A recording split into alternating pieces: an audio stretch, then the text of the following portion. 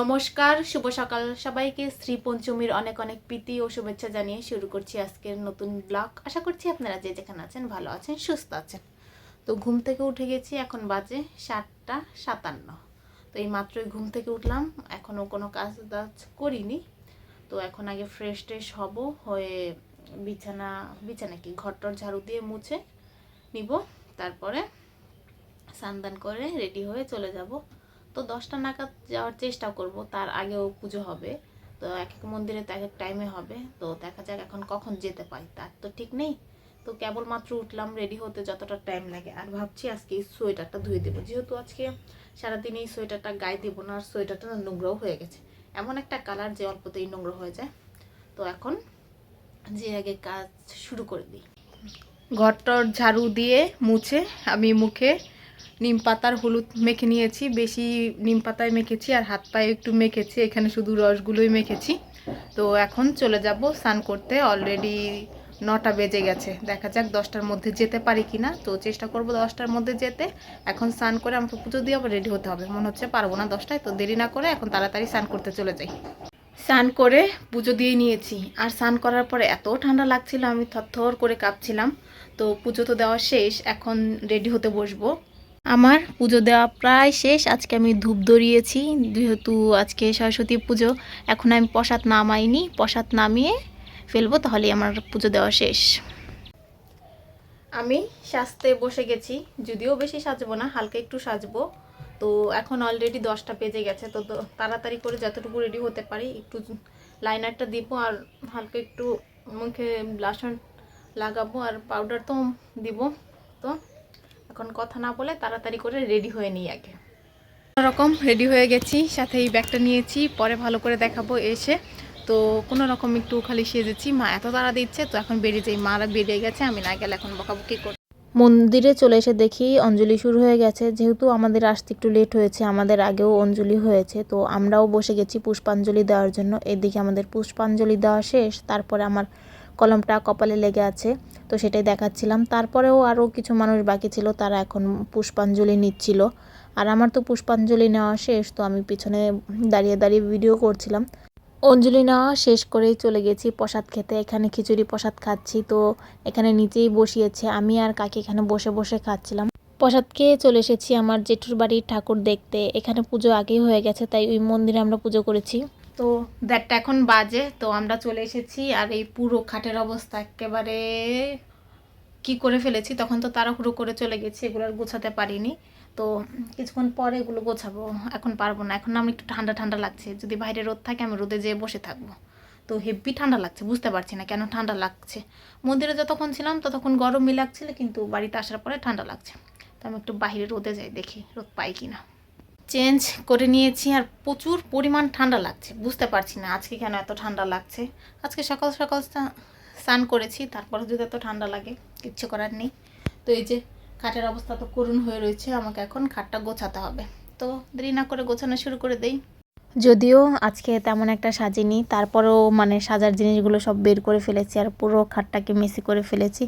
এগুলো এখন গুছিয়ে গুছিয়ে রাখছি। আজকে না গুছালেও চলতো, কিন্তু বসেছিলাম তাই ভাবছি এগুলো গুছিয়েই রাখি। সমস্ত জিনিস গুছিয়ে ফেলেছি, এখন এগুলো জায়গা মতো রাখবো। আর এই যে এই ব্যাগটা আজকে নিয়ে গেছিলাম, তো আমার জামাটা যেহেতু অরেঞ্জ কালার ছিল, তাই ভেবেছিলাম এটাই নিয়ে যাব। তো এটাই নিয়ে গেছি। তো এই ব্যাগটাও গুছিয়ে রাখতে হবে। আর এই ব্যাগটা আমি বহুদিন পর নিয়ে গেছি, প্রায় 1.5 বছর তো হয়েই যাবে। তো এই ব্যাগটা ইউজই করা হয় না। এখন জিনিসগুলো জায়গায় মানে যেখানে রাখা সেখানে রেখে দিই।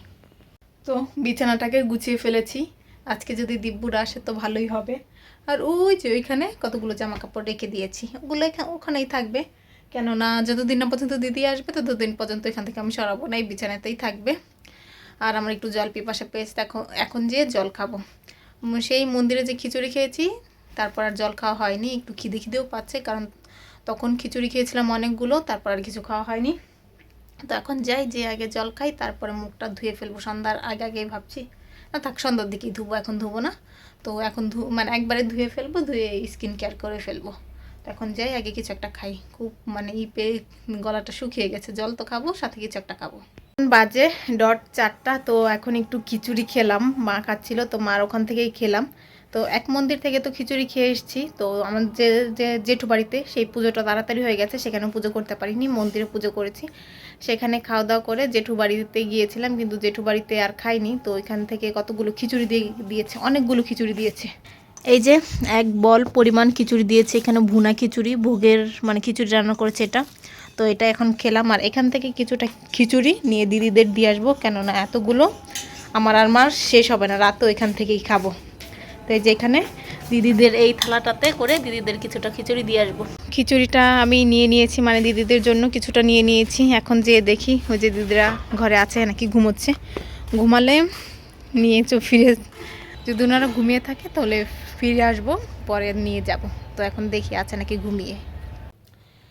11:48 এখন বাজে। তো ঘুম থেকে উঠে খাওয়া দাওয়া করে নিলাম।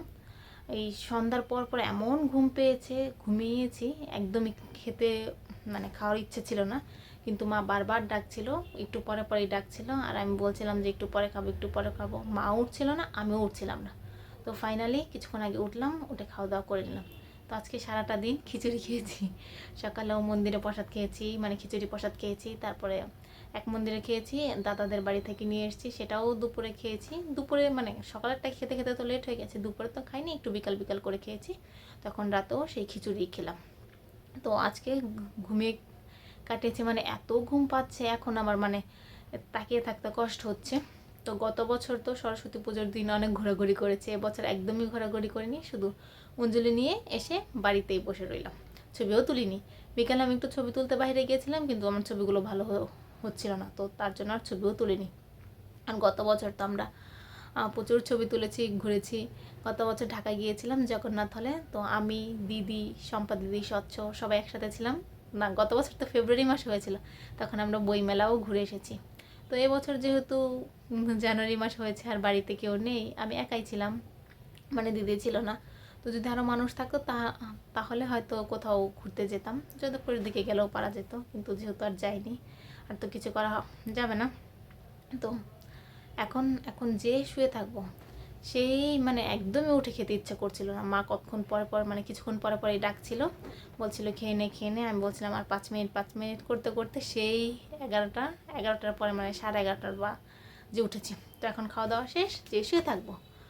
ভিডিওটা আজকে আমি এখানেই শেষ করছি। যদি কিছু ভালো লাগে লাইক কমেন্ট শেয়ার করবেন। দেখা হচ্ছে পরবর্তী কোনো ভিডিওতে, ততক্ষণ পর্যন্ত ভালো থাকবেন, সুস্থ থাকবেন। আর কার কার সরস্বতী পুজো কেমন কেটেছে অবশ্যই কমেন্ট করে যাবেন, আর কে কোথায় ঘুরতে গিয়েছেন সেটাও কমেন্ট করে জানাবেন, আর কে কেমন ঠাকুর দেখেছেন সেটাও জানাবেন। তো এখন যে আমি ঘুমিয়ে থাকবো, এত ঘুম পাচ্ছে আমার, আর ভালো লাগছে না, ঘুমিয়ে আমি তাকিয়ে থাকতে পারছি না। তো টাটা, বাই, গুড নাইট।